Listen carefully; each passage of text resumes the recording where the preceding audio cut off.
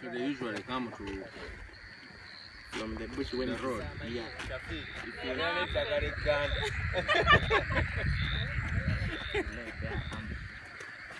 Roughly, how many cheetahs do you expect to be around here?